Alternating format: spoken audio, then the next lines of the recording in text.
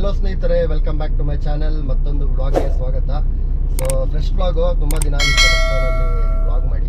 So actually ತುಂಬ ಪ್ರಶ್ನೆಗಳಿಗೆ ನಾನು ಉತ್ತರ ಮಾಡಿಲ್ಲ. ಐನೋ ಮೋಟೋ ವ್ಲಾಗ್ಸು ಅದೇ ಜಾಸ್ತಿ ಆಗಿದೆ. ಆಮೇಲೆ ಕೆಲವರು ನಾವು ರೋಡ್ ಆ್ಯಂಡ್ ಡಿವೈಸ್ ಹಾಕ್ಸಿದ್ವಲ್ಲ, ಆ ವಿಡಿಯೋ ನೀವೇನೋ ನೋಡಿಲ್ಲ ಅಂದರೆ ಚೆಕ್ ಮಾಡಿಲ್ಲ, ಐ ಬಟನಲ್ಲಿ ಬರ್ತಾ ಇರುತ್ತೆ. ಸೊ ಅದ್ರ ಮೇಲೆ ಪ್ರಶ್ನೆ ಕೇಳಿದ್ರಿ. ನಾನು ಏನಕ್ಕೆ ರೆಸ್ಪಾಂಡ್ ಮಾಡಲಿಲ್ಲ ಅಂದರೆ, ಸುಮ್ಮನೆ ಕಸ್ಟಮರ್ಗೆ, ಈಗ ನಮ್ಮ ಸಬ್ಸ್ಕ್ರೈಬರ್ಗೆ ಮಿಸ್ಗೈಡ್ ಮಾಡೋದು ಬೇಡ ಅಂತ ಆಲ್ಮೋಸ್ಟ್ 2 ತಿಂಗಳು ಯೂಸ್ ಮಾಡಿದ್ದೀನಿ.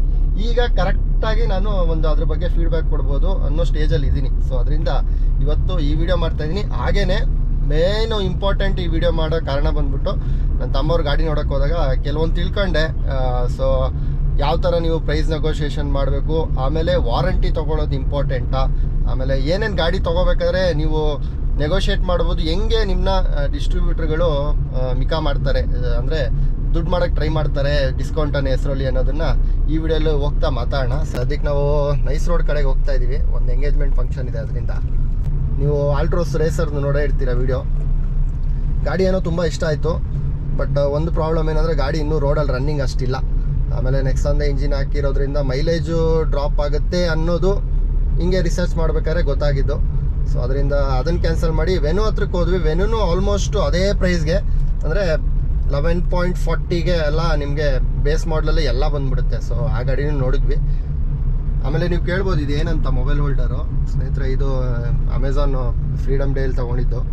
ಏನಕ್ಕೆ ಇದಿರ್ಬೇಕಾದ್ರೆ ಅದು ಹಾಕ್ಸಿದ್ದೀರಾ ಅಂದರೆ, ಪ್ರತಿ ಸಲ ಇಲ್ಲಿ ಹಾಟ್ಸ್ಪಾಟ್ ಆನ್ ಮಾಡಿಕೊಂಡು ಅರ್ಜೆಂಟಲ್ಲಿ ಇದ್ದಾಗ ಆಗಲ್ಲ ಅಂತ ಇಲ್ಲಿ ಎಮರ್ಜೆನ್ಸಿಗೆ ಬೇಕಾಗುತ್ತೆ ಮೊಬೈಲ್ ಹೋಲ್ಡರ್ ಮ್ಯಾಪ್ ಮಾಡೋಕ್ಕೆ ಸಿಟಿ ಒಳಗಡೆ ಅಂತ ಹಾಕ್ಸಿದ್ದೀನಿ ಅಷ್ಟೇ. ಆಮೇಲೆ ಇನ್ನೊಂದಾಯಿತು, ನಿನ್ನೆ ಬ್ಯಾಡ್ಮಿಂಟನ್ ಆಡೋಕ್ಕೆ ಬೆಳಗ್ಗೆ ಹೋಗ್ಬೇಕಾದ್ರೆ ಗಾಡಿ ಪಂಚರ್ ಆಗ್ಬಿಡ್ತು. ಸೊ ಮಳೆಗಾಲದಲ್ಲಿ ಇದೊಂದು ಮೋಸ್ಟ್ ಕಾಮನ್ನು, ಪಂಚರ್ ಆಗೋದು ಅದೆಲ್ಲ. ಆಮೇಲೆ ಗಾಡಿದು ಈಗ 25,000 ಓಡಿದೆ. ಹಾಗೆ ಟೈರು ನಾವು ಸ್ಟೆಫ್ನಿ ತೆಗೆದ್ಬಿಟ್ಟು ಹಾಕಿದ್ವಿ. ಕೇಳಿದಾಗ ಹೇಳಿದ್ರು ಪಂಚರ್ ಶಾಪ್ ಅವರು, ಇನ್ನೂ ಸ್ವಲ್ಪ ಒಂದು 10,000 ಓಡಿಸ್ಬೋದು ಸರ್, ಚೇಂಜ್ ಮಾಡೋಕೆ ಹೋಗ್ಬೇಡಿ ಅಂತ. ಒಂದು ಖುಷಿ ಆಯಿತು ಅದು. ಬಟ್ ಫಸ್ಟ್ ಟೈಮು ಈ ಸ್ಟೆಫ್ನಿ ಟೈರ್ನ ಯೂಸ್ ಮಾಡಿದ್ದು ನಾನು. ಹಂಗೆ ಲೈನು ಸಮೇತ ಹಂಗೆ ಇದೆ, ಎಲ್ಲಾದ್ರೂ ಇಳಿಸ್ಬಿಟ್ಟು ನಿಮಗೆ ತೋರಿಸಿ. ಆಮೇಲೆ ಈಗ ಬರುವಂಥ ಟಾಟಾ ಗಾಡಿಗಳಲ್ಲಿ, ಕೆಲವು ಗಾಡಿಗಳಲ್ಲಿ, ಎಲ್ಲ ಗಾಡಿಗಳಲ್ಲ, ಈ ಹೈಯರ್ ಎಂಡ್ ಸಫಾರಿಲೆಲ್ಲ ಬಂದ್ಬಿಟ್ಟು ವೀಲ್ ಕೊಡ್ತಾ ಇಲ್ಲ, ಒಂದು ಸ್ಪೇರ್ ವೀಲು.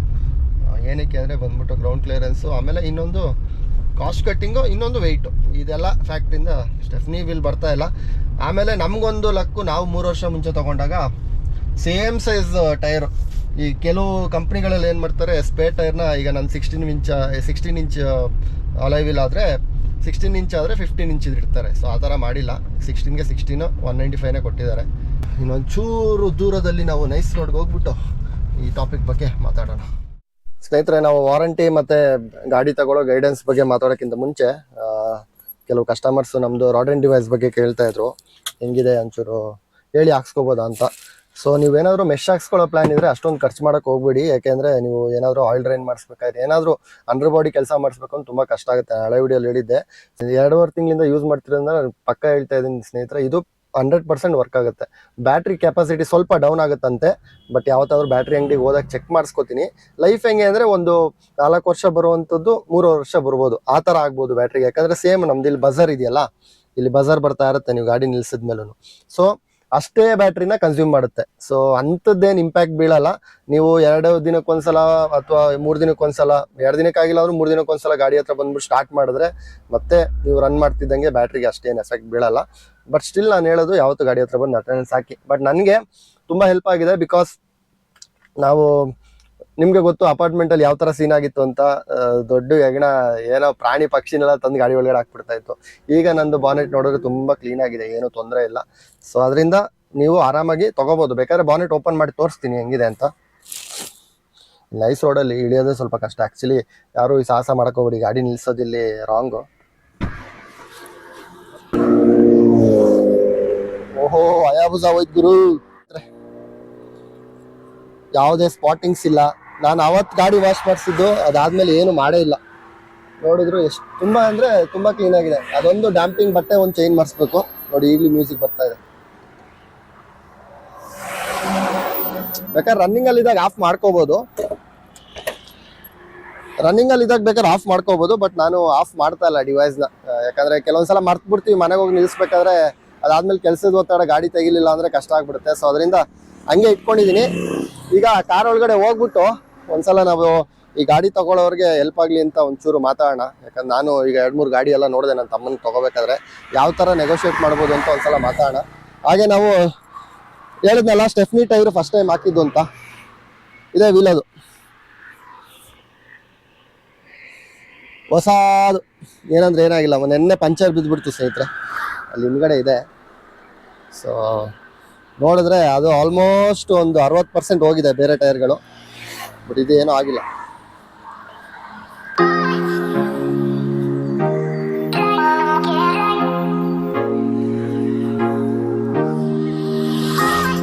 ಕ್ವಿಕ್ಕಾಗಿ ಹೇಳ್ಬಿಡ್ತೀನಿ ಸ್ನೇಹಿತರೆ, ತುಂಬ ಡ್ರ್ಯಾಗ್ ಮಾಡೋಕ್ಕೆ ಹೋಗಲ್ಲ. ನಾನು ಯೂಂಡೈ, ಸುಜುಕಿ, ಆಮೇಲೆ ನೆಕ್ಸಾ ಸುಜುಕಿ ಸೇಮು, ಮಾರುತಿ ಎಲ್ಲ ನೋಡಿದಾಗ ಅನಿಸಿದ್ದು ಈ ಡಿಸ್ಕೌಂಟ್ ಅನ್ನೋ ಹೆಸರಲ್ಲಿ ಏನು ಮಾಡ್ತಾರೆ ಅಂದರೆ, ನಿಮಗೆ ಫಸ್ಟೇ ನೀವು ಎಕ್ಸ್ ಶೋರೂಮಲ್ಲೇನು ಅವರು ಡಿಸ್ಕೌಂಟ್ ಕೊಡಲ್ಲ ಆಯಿತಾ. ಬಂದ್ಬಿಟ್ಟು ಇನ್ಶೂರೆನ್ಸಲ್ಲಿ ಕಮಿಷನಲ್ಲಿ ಕಮ್ಮಿ ಮಾಡ್ತಾರೆ. ಸೊ ನೀವು ಯಾವ ಥರ ಗಾಡಿ ತೊಗೊಳಕ್ಕೆ ಹೋದಾಗ ಅವ್ರು ಆನ್ ರೋಡ್ ಹೇಳಿದ ತಕ್ಷಣ ಅದಕ್ಕೆ ಒಪ್ಕೊಂಬರಬೇಡಿ. ನನಗೆ ಗೊತ್ತು ಕೆಲವರು ಪಾಪ ಅಲ್ಲಿ ವಯಸ್ಸಾಗಿರೋರೆಲ್ಲ ಬಂದಿದ್ರು, ದುಡ್ಡಿರೋರು ಅನಿಸುತ್ತೆ, ಬಟ್ ನಮ್ಮ ಥರ ಮಿಡಲ್ ಇದರಲ್ಲಿರೋರು ಅಂದರೆ ಮಿಡಲ್ ಕ್ಲಾಸ್ ಜನ ಕಾರ್ ಅನ್ನೋದು ಒಂದು ದೊಡ್ಡ ವಿಷಯ, ಅದರಲ್ಲಿ 23,000 ಉಳಿದ್ರೂ ದೊಡ್ಡದಾಗುತ್ತೆ. ಸೊ ಹೋಗ್ಬೇಕಾದ್ರೆ ಫಸ್ಟು ನೀವು ನೆಗೋಷಿಯೇಟ್ ಮಾಡಬೇಕಾಗಿರೋದು ಇನ್ಶೂರೆನ್ಸ್ದು. ಆಚೆ ತೊಗೋಬೋದು, ಅದನ್ನು ಆಪ್ಷನ್ ಕೇಳಿ ಆಚೆ ತೊಗೋತೀನಿ ಅಂತ ಪಕ್ಕ ಅವ್ರು ತೆಗಿಬೇಕು ಆ ಲೀಸ್ಟಿಂದ. ಸೆಕೆಂಡು, ಈ ವಾರಂಟಿ ಹೆಸರಲ್ಲಿ ಕೆಲವು ಕಂಪ್ನಿಯವ್ರು ಏನು ಮಾಡ್ತಾರೆ, ವಾರಂಟಿನ ತೊಗೊಬೇಕಾದ್ರೆ ತೊಗೋಬೇಕು ಫಸ್ಟ್ ಸರ್ವಿಸ್ ಒಳಗಡೆ ಅಂತ ಹೇಳ್ತಾರೆ. ಈ ಟಾಟಾಗೆ ಹೋದರೆ ನೀವು 1 ವರ್ಷ ಆದಮೇಲೆ ತೊಗೋಬೇಕು ಅಂತಾರೆ. ಸೊ ವಾರಂಟಿ ತೊಗೋಬೋದಾ ಅನ್ನೋದು, ವಾರಂಟಿ ಅನ್ನೋದು ಹೆಂಗೆ ಅಂದರೆ ಸ್ನೇಹಿತರೆ, ಈಗ ನೀವು ಗಾಡಿನ ಅಲ್ಲೇ ಸರ್ವಿಸ್ ಬಿಡ್ತಾ ಇರಬೇಕು. ಓಕೆ, ಎಕ್ಸ್ಟೆಂಡೆಡ್ ವಾರಂಟಿ ಬಗ್ಗೆ ನಾನು ಮಾತಾಡ್ತಾ ಇರೋದು. ಸೊ ಅಕಸ್ಮಾತ್ ಯಾವುದಾದ್ರು ಲ್ಯಾಬ್ಸ್ ಆದ್ರೂ ಒಂದು ಸರ್ವಿಸನ್ನು ವಾರಂಟಿ ಅಂದರೆ ಎಕ್ಸ್ಟೆಂಡೆಡ್ ವಾರಂಟಿ ಅಪ್ಲೈ ಆಗಲ್ಲ. ಸೊ ಇದೊಂದು ಮಾಹಿತಿ, ಅದು ಡಿಪೆಂಡ್ಸ್ ನೀವು ಡೀಲರ್ ಜೊತೆ ಹೆಂಗೆ ರಿಲೇಷನ್ಶಿಪ್ ಇಟ್ಕೋತೀರಾ ಅದ್ರ ಮೇಲೂ ಹೋಗುತ್ತೆ. ಬಟ್ ನಾನು ಹೇಳೋದು ಎಕ್ಸ್ಟೆಂಡೆಡ್ ವಾರಂಟಿ ಹೊಸ ಗಾಡಿಗಳಿಗೆ ಬೇಡ. ನೀವು ಲಾಜಿಕಾಗಿ ಯೋಚನೆ ಮಾಡಿ ಸ್ನೇಹಿತರೆ, ಈಗ ಇಂಜಿನ್ ಫಾಲ್ಟ್ ಎಲ್ಲ ಏನಕ್ಕೆ ಬರುತ್ತೆ, ಕಂಪ್ನಿನೇ ಒಂದು 5 ವರ್ಷ ವಾರಂಟಿ ಕೊಟ್ಟಿರ್ತಾನೆ ಬೈ ಡಿಫಾಲ್ಟು. ಓಕೆನಾ, ಆ ಥರ ಆದರೆ ವಾರಂಟಿನ ಅವ್ರು ಪುಷ್ ಮಾಡ್ತಿದ್ದಾರೆ ಅಂದರೆ ನಿಮ್ಮ ಬ್ರ್ಯಾಂಡೇ ಸರಿ ಇಲ್ಲ ಅಂತ ಅರ್ಥ ಆಯಿತಾ. ಇನ್ನು ಎಕ್ಸ್ಟ್ರಾ ಸೇಫ್ಟಿಗೆ ಈ ಕ್ಲಚ್ ಕೇಬಲ್ಗೆ, ಆಮೇಲೆ ಈ ವೈಪರ್ಗೆ, ಅದಕ್ಕೆಲ್ಲ ಒಂದು 15,000 ಕೆಲವು ಕಂಪ್ನಿಯವ್ರು ಮಾಡ್ತಾರೆ. ಇದೊಂದು ತೊಗೊಳ್ಳಿ, ಈ ಥರ ಕ್ಲಚ್ ಹೋದರೆ ಅಥವಾ ಏನಾದರೂ ವೈಪರ್ ಹೋದರೆ ಈ ಥರದಕ್ಕೆ ಬರುತ್ತೆ ಅಂತ. ನಾನು ಕೇಳೋದು, ಅದು ಬರೀ 1 ವರ್ಷ ಅಂತೆ ವ್ಯಾಲಿಡಿಟಿ. 1 ವರ್ಷದೊಳಗಡೆ ಕ್ಲಚ್ ಕೇಬಲು ಅಥವಾ ಕ್ಲಚ್ ಪ್ಲೇಟ್ಸ್ ಹೋಗೋದು ಸಾಧ್ಯತೆ ಇದೆಯಾ? ಸೊ ಇಂಥದ್ದನ್ನೆಲ್ಲ ಅವರು ಡೀಲರ್ಗಳು ಅವ್ರವ್ರಿಗೆ ಬೇಕಾದಂಗೆ ಅಡಿಷನಾಗಿ ಹಾಕಿರ್ತಾರೆ. ಇಂಥದ್ರ ಬಗ್ಗೆ ನೀವು ಯೋಚನೆ ಮಾಡ್ತಾ ಹೋಗ್ಬೋದು. ಆಮೇಲೆ ಮೇನು ನೀವು ಗಾಡಿ ತೊಗೋಬೇಕಾದ್ರೆ ಅಥವಾ ಗಾಡಿ ತೊಗೊಂಡು 1-2 ವರ್ಷ ಆದಮೇಲೆ ಏನು ಇಂಪಾರ್ಟೆಂಟ್ ಆಗುತ್ತೆ ಅಂದರೆ RSA, ರೋಡ್ ಸೈಡ್ ಅಸಿಸ್ಟೆನ್ಸ್ ತುಂಬ ಇಂಪಾರ್ಟೆಂಟು.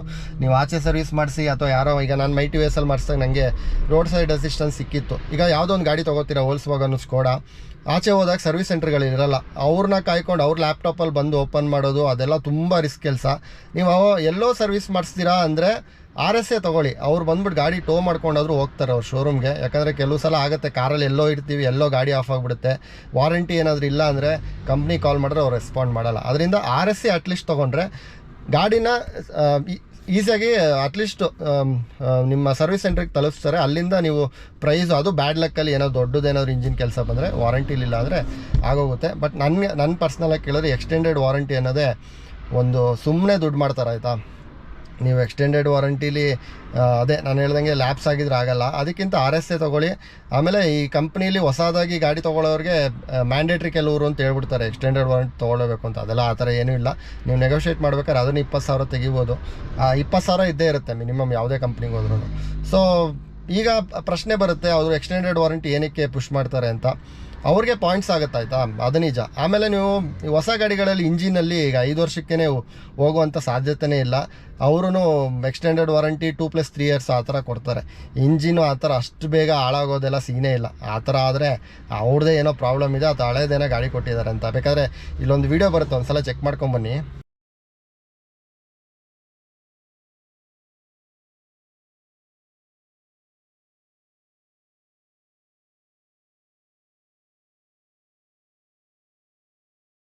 ಸೊ ಆ ವಿಡಿಯೋಲಿ ನೀವು ನೋಡಿದ್ರಲ್ಲ ಸ್ನೇಹಿತರೆ, PDI ಚೆಕಪ್ ಎಷ್ಟು ಇಂಪಾರ್ಟೆಂಟ್ ಅಂತ. ಯಾಕಂದರೆ ಕೆಲವರು ತುಂಬ ಆಫರ್ಗಳಾಗ್ತಾಗ ನಾವು ಯೋಚನೆ ಮಾಡಬೇಕು, ಗಾಡಿ ಅವ್ರ ಗೋಡನಲ್ಲಿ ತುಂಬ ದಿನದಿಂದ ನಿಂತಿದೆ, ಅದಕ್ಕೋಸ್ಕರನೇ ತುಂಬ ಕಡಿಮೆ ಕೊಡ್ತಾಯಿದ್ದಾರೆ 70,000-80,000 ಅಂತ. ಸೊ ಅದರಿಂದ ಮೇಕ್ ಕರೆಕ್ಟಾಗಿ ತಿಳ್ಕೊಳ್ಳಿ. ಆಮೇಲೆ ಯಾವತ್ತೂ PDI ಚೆಕಪ್ನ ಶೆಡ್ಯೂಲ್ ಮಾಡ್ಕೊಳ್ಳಿ. ಪ್ರತಿ ಕಂಪ್ನಿಯಲ್ಲೂ ನೀವು ಗಾಡಿ ತೊಗೊಳಕ್ಕಿಂತ ಮುಂಚೆ, ಈಗ ನೀವು ಈ ತಿಂಗಳು 10ನೇ ತಾರೀಕು ತೊಗೋತಿದ್ದೀರಾ ಅಂದರೆ ಗಾಡಿ ಅವರು ಇಳಿಸಿದ ತಕ್ಷಣ, ಗೋಡನಿಂದ ಬಂದಿದ ತಕ್ಷಣ ಅಥವಾ ಬೇರೆ ಪುಣೆ ಪ್ಲ್ಯಾಂಟಿಂದ ಬಂದಿದ್ದ ತಕ್ಷಣ ನಿಮಗೆ ಕಾಲ್ ಮಾಡಿ ಹೇಳ್ತಾರೆ, ಬಂದಿದೆಯೇ ನೀವು PDA ಚೆಕಪ್ ಬೇಕಾ ಅಂತ ಕೇಳಬೇಕು ಅವರು. ಇಲ್ಲಾಂದರೆ ನೀವು ಫಾಲೋ ಅಪ್ ಮಾಡಿ ಕೇಳಿ, ನಾನು ಫಸ್ಟು PDF ಚೆಕಪ್ ಮಾಡಿಬಿಟ್ಟು ಆಮೇಲೆ ಡೆಲಿವರಿ ತೊಗೋತೀನಿ ಅಂತ. PDA ಚೆಕಪ್ಪು ಎಷ್ಟು ಇಂಪಾರ್ಟೆಂಟ್ ಅಂತ ಆ ವೀಡಿಯೋ ನೋಡಿದ್ರೆ ಕೆಲವೊಂದು ಸಲ ಅಂಡರ್ ಬಾಡಿ ಏನಾಗ್ತಿದೆ, ಏನು ತುಕ್ಕಿಡಿದಿದೆ ಗೊತ್ತಾಗಲ್ಲ. ನೀವು ನೋಡಿದ್ದೀರ ತಮಿಳ್ನಾಡು, ಈ ಪುಣೆ ಇದೆಲ್ಲ ಬಂದ್ಬಿಟ್ಟು ಸ್ವಲ್ಪ ಕೋಸ್ಟಲ್ ರೀಜನ್ಗೆ ಹತ್ರ ಇರುವಂಥ ಈ ಚೆನ್ನೈ ನಾನು ಹೇಳ್ತಾ ಇರೋದು. ಅಲ್ಲಿ ಪ್ಲ್ಯಾಂಟ್ಗಳಲ್ಲಿ ಏನಾದರೂ ನಿಮ್ಮ ಗಾಡಿ ಕಂಪ್ನಿದು ಏನಾದರೂ ಪಾರ್ಟ್ಸ್ ತಯಾರಾಗ್ತಿದ್ರೆ ರಸ್ಟ್ ಹಿಡಿಯೋದು ಅಂತ ಸಾಧ್ಯತೆ ಇದೆ. So PDA checkup it's very essential. ಆಮೇಲೆ ಪಾಯಿಂಟ್ ನಂಬರ್ 2, ಇನ್ಶೂರೆನ್ಸಲ್ಲಿ ನೀವು ಕಮಿಷನ್ ಹೊಡಿತಾರೆ, ಅದನ್ನು ಆಚೆ ಮಾಡಿಸ್ಕೊಂಡ್ರೂ ಕೆಲವರು ಅವ್ರು ಎದುರಿಸ್ಬಿಡ್ತಾರೆ, ಏನಾದರೂ ಪ್ರಾಬ್ಲಮ್ ಆಗಿಬಿಡುತ್ತೆ ನಾವು ಆಮೇಲೆ ಜವಾಬ್ದಾರಿ ಅಲ್ಲ ಅಂತ. ಆ ಥರ ಏನಿಲ್ಲ ಸ್ನೇಹಿತರೆ. ಯಾವ ಕಂಪ್ನಿಲೂ ಈಗ ಟಾಟಾದೇ ತೊಗೊಂಡ್ರೆ ಟಾಟಾದೇ ಇನ್ಶೂರೆನ್ಸ್ ಕೊಡಲ್ಲ, ಆಯಿತಾ. ಅವ್ರದ್ದೇನೋ ಚೋಳಾಸು ಆ ಥರದ್ದು ಕೊಡ್ತಾರೆ. ನೀವು ಅಲ್ಲಿ ಕಂಪ್ನೀಲಿ 0 ಡೆಪ್ಟು ಆಮೇಲೆ ಏನೇನಿದೆ ವಾರಂಟಿಲಿ ಏನೇನು ಕವರ್ ಮಾಡ್ತಾರೆ ಅನ್ನೋದನ್ನ ಫುಲ್ಲಾಗಿ ರೀಡ್ ಮಾಡಿಬಿಟ್ಟು ತೊಗೋಬೇಕು. ಅದರಲ್ಲಿ ಒಂದು 10,000 ಉಳಿಸ್ಬೋದು. ಆಮೇಲೆ ಎಕ್ಸ್ಟೆಂಡೆಡ್ ವಾರಂಟಿ ಇಮಿಡಿಯೇಟ್ ತೊಗೊಳಕ್ಕೆ ಹೋಗಬೇಡಿ. ಅವ್ರ ಕಂಪ್ನಿಯವ್ರು ಕೇಳಿ, ನಾನು ತೊಗೋತೀನಿ 1-2 ವರ್ಷ ಆದಮೇಲೆ ತೊಗೋತೀನಿ, ಆ ಥರ ಆಪ್ಷನ್ ಕೊಡಿ. ಟೈಮ್ ಟು ಟೈಮ್ ಸರ್ವಿಸ್ ಕಂಪ್ನಿಲೇ ಬಿಡೋದ್ರಿಂದ ಏನು ಪ್ರಾಬ್ಲಮ್ ಆಗಲ್ಲ. ನೀವು ನಮಗೆ ಎಕ್ಸ್ಟೆಂಡೆಡ್ ವಾರಂಟಿ ಆಮೇಲೆ 1 ವರ್ಷ ಆದಮೇಲೆ ತೊಗೊಳ್ಳೋ ಥರ ಕೊಡಿ. ಯಾಕಂದರೆ ಕೆಲವರು ಪುಷ್ ಮಾಡ್ತಾರೆ ಇನಿಷಿಯಲಿನೇ ತೊಗೊಳ್ಳಿ ಅನ್ನೋದು, ಅದೊಂದು. ಸೊ ಏನಾದರೂ ಡೌಟ್ಸ್ ಇದ್ದರೆ ಕಮೆಂಟ್ ಸೆಕ್ಷನಲ್ಲಿ ಹಾಕಿ. ಆಮೇಲೆ ನನ್ನ ತಮ್ಮವ್ರು ಯಾವ ಗಾಡಿ ತೊಗೊಂಡ್ರು ಅಂದರೆ ಇನ್ನೂ ಡಿಸೈಡ್ ಆಗಿಲ್ಲ. ಆಲ್ಮೋಸ್ಟ್ ಫ್ರಾನ್ಸ್ ತೊಗೊಳ್ಳೋ ಥರ ಇದ್ದಾನೆ, ಯಾಕೆಂದರೆ ಸ್ವಲ್ಪ ಗ್ರೌಂಡ್ ಕ್ಲಿಯರೆನ್ಸ್ ಇದೆ ಶಿಫ್ಟ್ಗೊಳಿಸ್ಕೊಂಡ್ರೆ. ಆಮೇಲೆ 4 ಸಿಲಿಂಡ್ರು, ಮೈಲೇಜು ಇದೆ, ಬಟ್ ಸೇಫ್ಟಿಲಿ ಸ್ವಲ್ಪ ಅದು ಇದು ಇದೆ ಅಂತೆ. ಬಟ್ ಅವ್ರು ಸೇಫ್ಟಿಗೆ ಕಳಿಸೇ ಇಲ್ಲ. ಸೊ ಅದರಿಂದ ಆಮೇಲೆ ವೆನ್ಯೂನು ಶಾರ್ಟ್ ಲಿಸ್ಟ್ ಮಾಡಿದ್ದಾನೆ. ಆಲ್ಟ್ರಾಸು ಏನಕ್ಕೆ ತೊಗೋತಿಲ್ಲ ಅಂದರೆ ಅದೇ ಗಾಡಿ ಓಡಿಲ್ಲ, ಆಮೇಲೆ ಮೈಲೇಜ್ ಇಲ್ಲ ಅನ್ನೋದು. ಅದು ಬಿಟ್ಟರೆ ಈಗ ಹೊಸದು 3 ಸಿಲಿಂಡರ್ ಶಿಫ್ಟ್ ಇದೆಯಲ್ಲ ಅದು. ಬಟ್ ಸಿಲಿಂಡರ್ ಶಿಫ್ಟು ಈಗ ಹೊಸ 2024 ಶಿಫ್ಟ್ ಬಂದ್ಬಿಟ್ಟು ಸ್ವಲ್ಪ ಚಿಕ್ಕದಿದೆ ಅಂತ ಆಯಿತು. ಆಮೇಲೆ ಪಂಚು ನೋಡಿದ ಪಂಚ್ ಅವನಿಗೆ ಏನೋ ಅಷ್ಟು ಇಷ್ಟ ಆಗಲಿಲ್ಲ ಅಂತೆ ಪರ್ಸನಲ್. ಇಷ್ಟೇ ಈ ವಿಡಿಯೋಗೆ. ಯಾರ್ಯಾರು ಇನ್ನೂ ಚಾನಲ್ನ ಸಬ್ಸ್ಕ್ರೈಬ್ ಆಗಿಲ್ಲ ದಯವಿಟ್ಟು ಸಬ್ಸ್ಕ್ರೈಬ್ ಮಾಡಿ. ಮತ್ತೆ ಮುಂದಿನ ಬ್ಲಾಗ್ಸಲ್ಲಿ ಸಿಗೋಣ ಸ್ನೇಹಿತರೆ. Signing off from motor simple ಸುದ್ದಿ. ಟೇಕ್ ಕೇರ್, ಬಾಯ್.